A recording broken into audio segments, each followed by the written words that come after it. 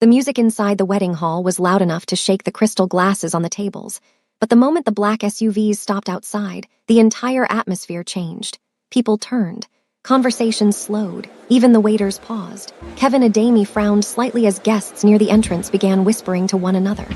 "Who's arriving?" his fiancée asked, adjusting the diamond bracelet on her wrist. Kevin barely looked up from his phone. Probably another politician trying to show off. Then the first bodyguard stepped out, tall, expressionless, black suit, earpiece. Then another followed, and another. The murmuring inside the hall instantly became louder. Kevin finally lifted his head. The back door of the last SUV opened slowly. A pair of black heels touched the ground. Then she stepped out. Kevin's entire body froze. Sonia, no. There was no way that was Sonia. The woman he remembered used to avoid eye contact whenever people stared at her. She used to hide inside oversized dresses and nervous smiles. But the woman walking toward the hall looked untouchable. Her bright navy blue gown wrapped around her figure elegantly. Her makeup was soft but flawless. Diamond earrings shimmered beneath the Lagos lights as camera flashes exploded around her. The hall doors opened wider. And then he stepped out behind her, tall, cold, sharp black suit. A dark, intricate tattoo curled from beneath his collarbone up the side of his neck before disappearing behind his ear. The whispers immediately changed. "My God, that tattoo? Is that Kang Min-yi?" Kevin felt his throat tighten. Because even in Lagos, people knew stories about Kang Min-yi, the Korean billionaire, the ghost investors feared, the man powerful enough to destroy companies without ever raising his voice. And somehow, Sonia was standing beside him. Min-yi calmly placed one hand against Sonia's lower back as they entered the hall together. Not possessive, protective. Kevin's fiancée leaned closer. "Wait, is that your ex?" Kevin didn't answer, because Sonia had finally looked directly at him. And the smile on her face wasn't bitter. That hurt even more. It was calm. Like she had completely survived him. 3 years earlier, Sonia Johnson had believed Kevin Adami was the best thing that ever happened to her. Back then, she still laughed loudly without covering her mouth. She still believed love could survive embarrassment. She worked from a tiny fashion studio in Lagos, sewing custom dresses while Kevin built his startup business. Most nights, she stayed awake helping him organize presentations while he slept on her couch. "You know you don't have to do all this," Sonia told him one night. Kevin looked up from his laptop and smiled. "When I make it big, I'll spoil you for the rest of your life." She believed him. She always believed him, even when his friends laughed at her weight during parties, even when women stared at her with pity, even when Kevin slowly stopped posting her online. At first, the insults were subtle. "Look prettier if you lost a little weight." Then, "You should stop eating late at night." Then, "Do you know how important image is for successful people?" Sonia tried. God, she tried. She downloaded workout apps. She skipped meals. She cried inside dressing rooms after trying on clothes. But nothing was enough. And the more Kevin's business grew, the colder he became. The breaking point came during a luxury dinner party celebrating Kevin's newest investors. Sonia spent 2 days making her dress. 2 whole days, she walked into the restaurant terrified but hopeful. Kevin barely glanced at her. "You're wearing that?" he asked. Sonia's smile faded slightly. "I made it myself." One of Kevin's investors laughed quietly. Kevin sighed. "Can you at least try to fit the environment?" The table went awkwardly silent. Sonia swallowed hard. "What does that mean?" Kevin leaned back in his chair and then he destroyed her. "Look around, Sonia. Do you see the kind of women successful men marry?" Her chest tightened instantly. "Kevin, no, seriously, I've tried being patient." Humiliation burned through her body. "You're too comfortable looking like this." Nobody spoke. Nobody defended her. Kevin's voice became sharper. "I can't keep pretending it doesn't matter." Sonia stared at him like she no longer recognized the man sitting there. "Are you really saying this right now?" Kevin laughed once under his breath. "You want honesty? Fine, I'm embarrassed bringing you into rooms like this." Her eyes immediately filled with tears. One of the women at the table looked away awkwardly, but Kevin kept going. "The wedding is off." Everything inside Sonia shattered. She stood slowly. Her hands trembled. "You promised you loved me." Kevin looked irritated now. "I did. But love isn't enough when someone refuses to improve themselves."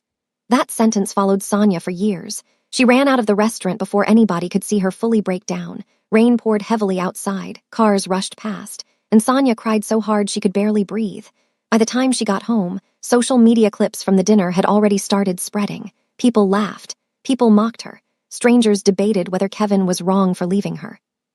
Sonia stopped opening her phone. For weeks, she barely left her apartment. Food containers piled beside her couch. She ignored calls from friends, ignored her mother, ignored the world. Sometimes she stared at herself in the mirror and heard Kevin's voice repeating endlessly, "I'm embarrassed bringing you into rooms like this." One afternoon, Sonia's aunt from Seoul called unexpectedly. "I heard what happened," her aunt said gently. Sonia wiped her face quickly. "I'm okay." "No, you're not." Sonia stayed silent. Her aunt continued softly. "There's a fashion internship opening here in Korea. It's temporary, just 6 months." Sonia asked weakly. "You need a new environment." Sonia almost refused, then she glanced around her dark apartment. Every corner reminded her of Kevin, every memory hurt. So 2 weeks later, Sonia boarded a plane to Seoul with one suitcase and a completely broken heart. The first months were miserable. Nothing felt familiar. The language barrier exhausted her. People moved too quickly. The city felt cold. At work, Sonia avoided mirrors again. She convinced herself nobody wanted her there. But slowly, things began changing, not magically, not overnight, slowly. She started taking walks after work, then gym sessions, then healthier meals. Some days she failed. Some nights she cried. But for the first time in years, her changes were no longer about Kevin. They were about survival. One rainy evening, Sonia stayed late at the design studio before finally heading home. Streets were nearly empty. Thunder echoed overhead. Then she heard shouting. A man stumbled violently out of a dark alley, blood stained his white shirt. Another group of men rushed after him. Sonia froze instantly. The injured stranger suddenly grabbed her wrist. His grip was strong despite the blood running down his side. "Please," he said quietly. "Don't scream." The side of his neck became visible beneath the rain. Black ink, serpent scales, dark intricate patterns crawling toward his jaw, dangerous, beautiful. Terrifying, the approaching footsteps grew louder. Sonia looked between the stranger and the alley. Then, against every logical instinct in her body, she pulled him toward her apartment building.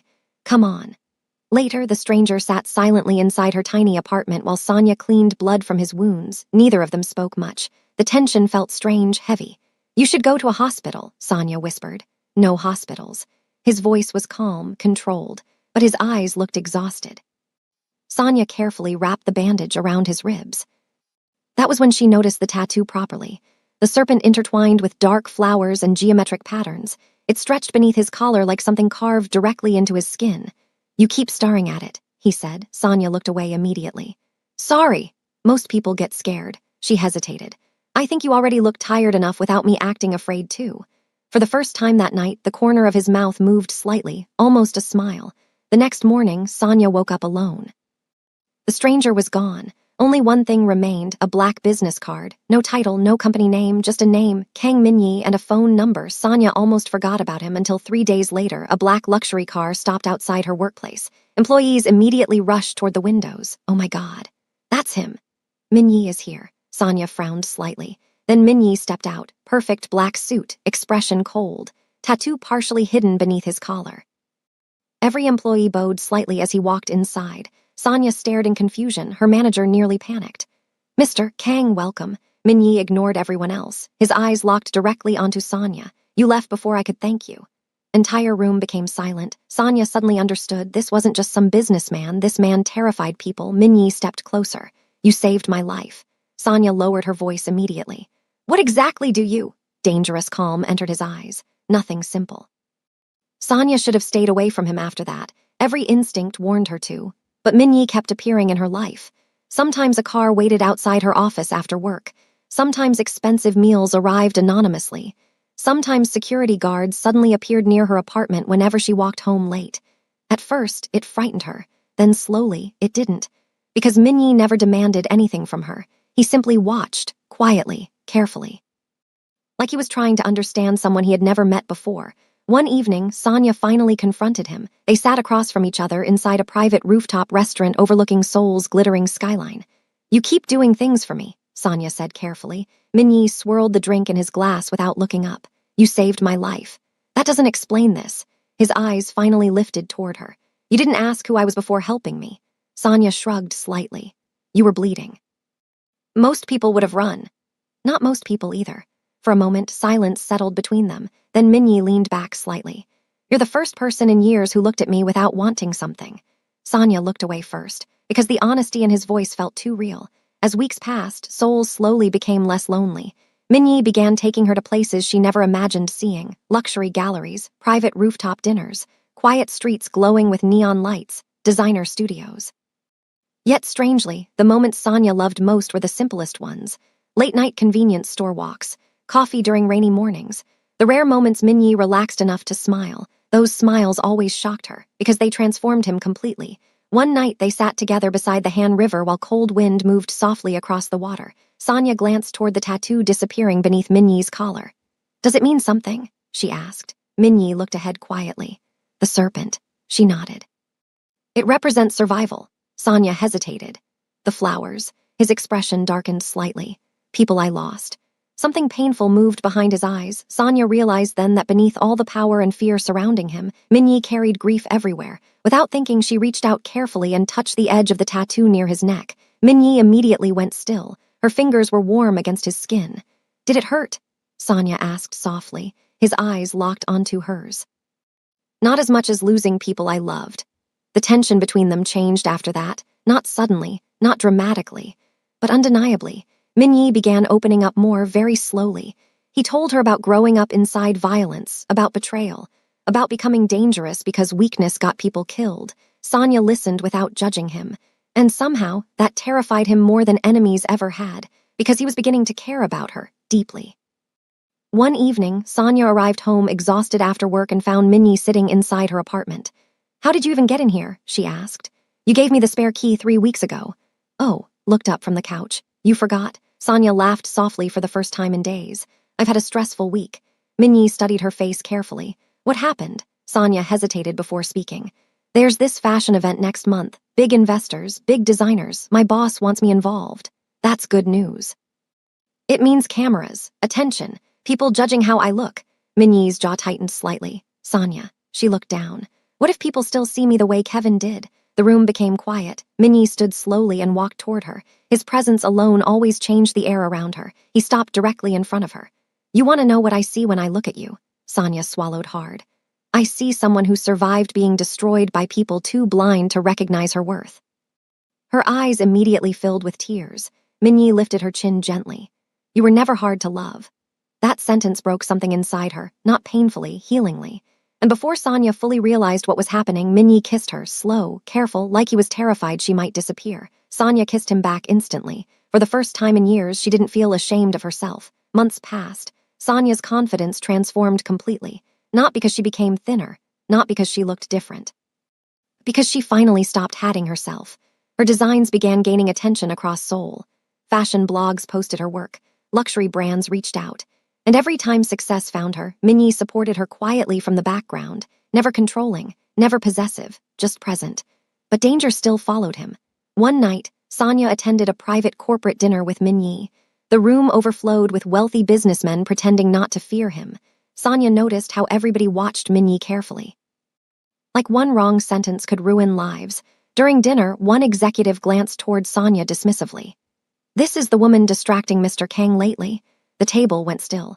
Sonia immediately sensed the shift in atmosphere. The executive smirked. "I expected someone more impressive." Minyi calmly placed his glass down. Nobody moved, nobody breathed. Then slowly, he loosened his tie.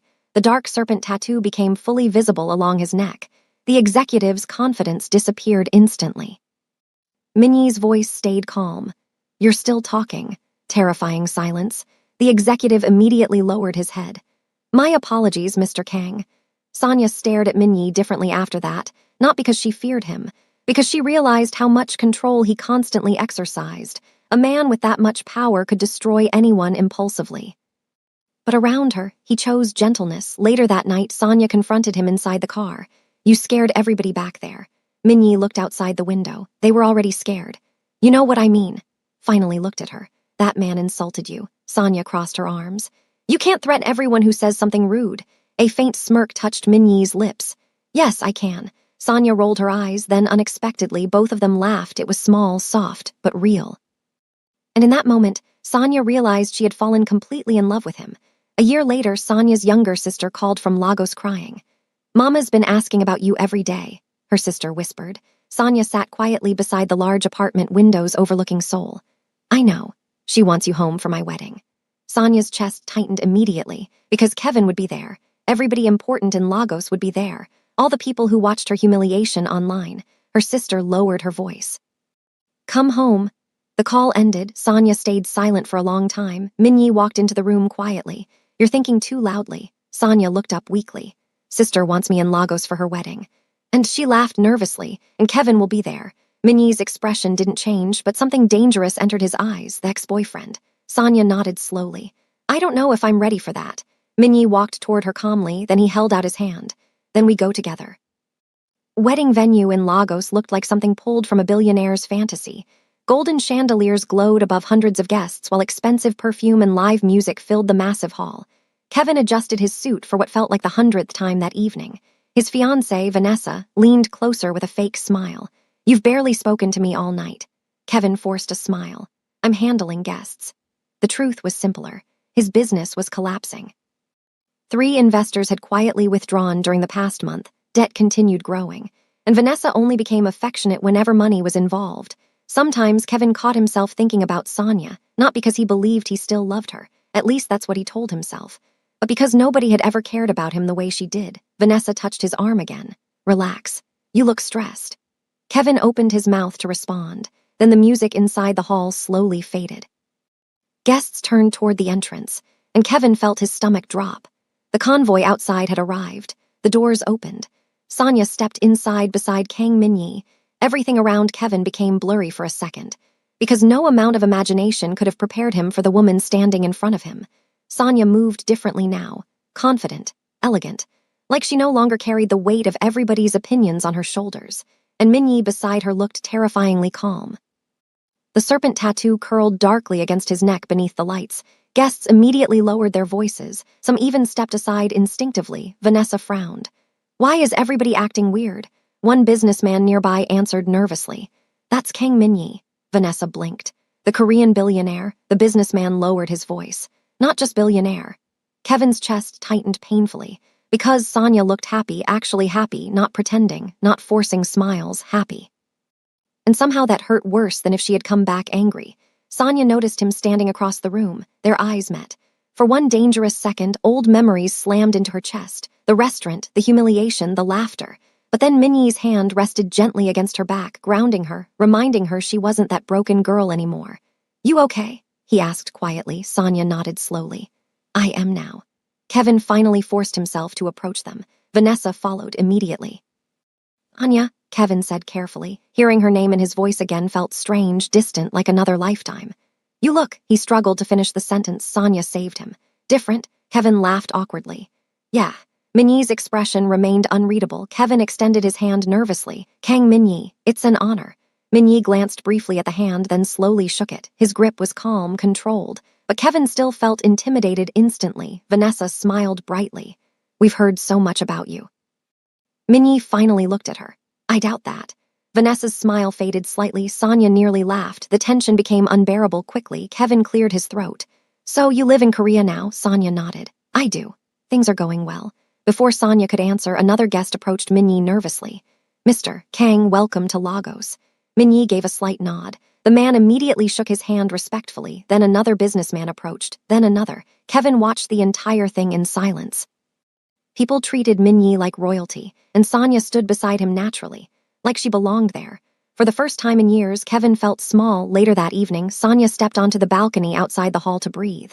The city lights stretched endlessly beneath the night sky. Her chest still felt tight. "You disappeared without saying goodbye." Kevin's voice. Sonia closed her eyes briefly, then turned around slowly. Kevin stood near the doorway alone. No cameras, no fake confidence, just him. "You ended our relationship in front of strangers," Sonia replied quietly. "I didn't think goodbye mattered anymore." Kevin looked down. "I was stupid." Sonia laughed once. "You think? I was under pressure back then. That's your excuse." Kevin moved closer. "I cared about you, Sonia. You cared about appearances more." Silence. Kevin rubbed his face tiredly. "You have no idea how many times I regretted what happened." Sonia studied him carefully. For years she imagined this moment. Imagined hearing him apologize, imagined feeling victorious. But now she mostly felt tired. Kevin looked at her again. "Did he change you?" Sonia shook her head slowly. Kevin frowned. "Then what happened?" Sonia's eyes softened slightly. "I stopped seeing myself through your hatred." That sentence hit Kevin harder than anger ever could, because deep down he knew she was right. Before he could respond, the balcony doors opened. Minyi stepped outside. The atmosphere shifted instantly. Kevin straightened automatically. Minnie's dark eyes moved calmly between them. Am I interrupting? Kevin forced a smile. No, we were just talking. Minnie looked toward Sonia. You ready to leave? Sonia nodded immediately. As they walked away together, Kevin felt panic rising inside him. Because for the first time, he realized Sonia truly belonged to another world now, and he could never compete with the man beside her. The next morning, social media exploded. Photos of Sonia and Kang Min-yi flooded the internet. Luxury blogs reposted them. People debated her transformation endlessly. Kevin scrolled through the comments in silence. She upgraded. That Korean guy looks dangerous. Kevin definitely regrets this now.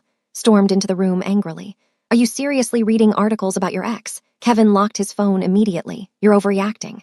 Folded her arms. She walked in with a billionaire mafia boss and suddenly you forget I exist. Kevin stood slowly. This isn't about you. Vanessa laughed bitterly. Exactly, it's still about her. She stormed out. Kevin sat back down heavily because she wasn't wrong. Meanwhile, Sonia spent the morning with her family. For the first time in years, laughter filled the house naturally again. Her mother held her hand tightly. You look peaceful now, she whispered. Sonia smiled softly. I finally am. Younger sister grinned. And your Korean man is terrifying. Sonia laughed. He's actually sweet. That exact moment, Min-yi walked into the dining room. Everybody immediately went quiet. He paused slightly. Why did everyone stop talking? Sonia's sister whispered dramatically. See, terrifying. Even Min-yi laughed quietly. But later that night, everything changed. Kevin arrived drunk at the after-party. His business partners followed nervously behind him. Sonia immediately sensed trouble. Kevin stared at her across the crowded lounge. You know what's funny? He said loudly. Several conversations stopped instantly. Vanessa grabbed his arm. Kevin, stop. He pulled away. Everybody's acting like she became some queen overnight. Sonia's expression hardened. Min-yi stood silently beside her. Kevin laughed bitterly. You can wear expensive dresses all you want. The room became painfully quiet. But underneath all that, you're still the same fat girl. Sonia froze. Every old wound reopened instantly. The humiliation, the shame, the years of hating herself. Vanessa covered her mouth. Several guests looked horrified. Then Min-yi moved. Not violently, not loudly. He simply stepped forward slowly and loosened his tie. The serpent tattoo darkened visibly beneath the lights. Kevin's drunken confidence vanished instantly. The entire room felt colder. Min-yi stopped directly in front of him. His voice remained calm. Repeat that. Nobody inside the lounge moved. Nobody even breathed properly. Kevin stared directly at Min-yi, but the alcohol confidence draining from his face was obvious now. Because standing this close to Kang Min-yi felt different from seeing him across a ballroom. Up close, Min-yi's calmness felt dangerous, controlled, like violence was something he never needed to announce. Kevin swallowed hard. Vanessa immediately stepped between them. He's drunk, she said nervously. He doesn't mean it. Min-yi's eyes never left Kevin. He said it. Serpent tattoo curled darkly against Min-yi's neck as he tilted his head slightly. Sonia could already see panic spreading through the room. Several businessmen quietly moved farther away. One whispered softly, Kevin is finished. Sonia stepped forward quickly before the situation escalated further. Min-yi. His eyes finally moved toward her, and instantly some of the coldness disappeared. Sonia gently touched his arm. It's not worth it. Min-yi stayed silent for several long seconds. Then finally he stepped back. The tension in the room loosened immediately. Kevin exhaled shakily, but Min-yi's next words froze him again. You should be careful what kind of pain you repeat. Kevin didn't answer, because deep down he understood the warning. Min-yi took Sonia's hand calmly. Let's go. Just like that, they walked out together, no shouting, no dramatic fight. But somehow that silence terrified Kevin more. The next morning, Kevin woke up to 17 missed calls. His head pounded painfully. Vanessa sat at the edge of the hotel bed, scrolling through her phone anxiously. You need to answer your investors. Kevin rubbed his face. What happened? Vanessa looked at him strangely. You really don't know. His phone immediately rang again, one of his business partners. Kevin answered quickly. What's going on? The man sounded panicked. The contracts are gone. Kevin sat upright. Singapore investors backed out overnight. Kevin's chest tightened. That doesn't make sense. There's more. Something cold moved through Kevin's stomach. The banks froze the expansion account this morning. Kevin stood instantly. Why? Nobody knows. Call came through. Then another. By noon, Kevin's entire business empire had started collapsing. Meetings canceled. Investors disappeared. Partnerships ended. People stopped answering his calls. Kevin sat alone inside his office, staring at the city through shaking hands. Only one name echoed inside his head. Kang Min-yi, meanwhile, Sonia stood quietly beside the large windows inside Minyi's Lagos penthouse suite. She watched rain slide slowly down the glass. "You did something," she said softly. Minyi adjusted his cufflinks calmly. "I made phone calls." Sonia turned toward him. "He's losing everything." Minyi finally looked at her. "He enjoyed humiliating you when he believed there would never be consequences." Sonia stayed silent. Minyi walked closer slowly. "I promised myself something the day I met you." Her chest tightened. "What?" "That nobody would ever make you hate yourself again." Sonia looked down immediately because tears were already forming, not because she felt weak. Because nobody had ever protected her like this before. A knock interrupted the moment. One of Minyi's security men stepped inside. "Mr. Kang, Kevin Adami is downstairs." Sonia closed her eyes briefly. Of course he was. Minyi's expression didn't change. "Bring him up." Later, Kevin entered the penthouse looking completely different from the confident businessman Sonia once knew. His tie hung loose. Dark circles sat beneath his eyes. Fear followed him into the room. The moment he saw Sonia standing beside Minyi, regret crashed across his face. Kevin looked directly at her. "Sonia, please." She said nothing. Kevin stepped closer desperately. "I know I hurt you." Minyi remained seated silently nearby, watching. Kevin's voice cracked slightly. "I was stupid. I cared too much about status and appearance and what people thought." Sonia folded her arms quietly. "And now," Kevin laughed bitterly. "Now I realize none of those people actually cared about me." The room became quiet. Kevin's eyes filled with desperation. "You did." Sonia stared at him calmly. For years she dreamed about hearing those words, but now they felt empty. Kevin moved closer. "Help me." Sonia blinked slowly. "You only came here because you're losing everything." "That's not true." "It is." Kevin's shoulders dropped because he knew she was right. Sonia looked at him carefully, not with hatred, not even anger, just clarity. "You know the saddest part?" she asked softly. Kevin stayed silent. "I really believed you loved me once." Kevin's eyes lowered immediately. "And maybe you did," Sonia continued. "But your love disappeared the moment other people started watching." The words crushed him. Sonia glanced briefly toward Minyi, then back at Kevin. "He loved me before I learned how to love myself again." Kevin looked completely broken now. And for the first time, Sonia no longer felt broken with him. Minyi finally stood. The room instantly felt smaller.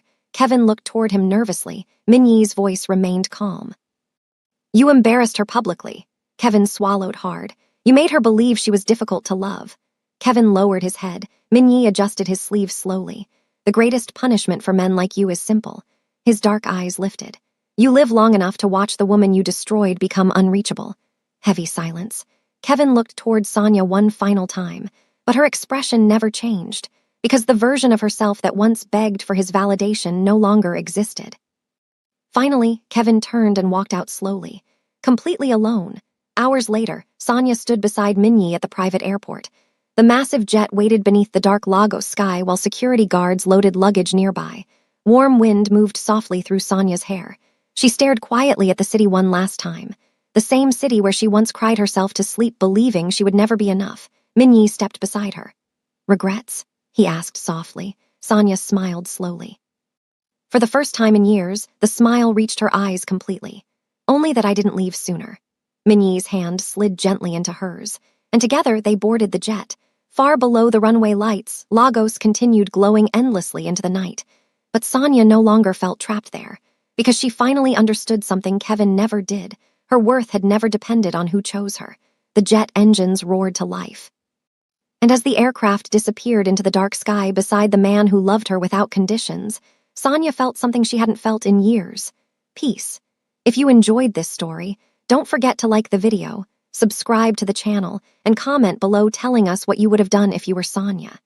And if you want more emotional mafia romance stories like this one, stay tuned for the next video.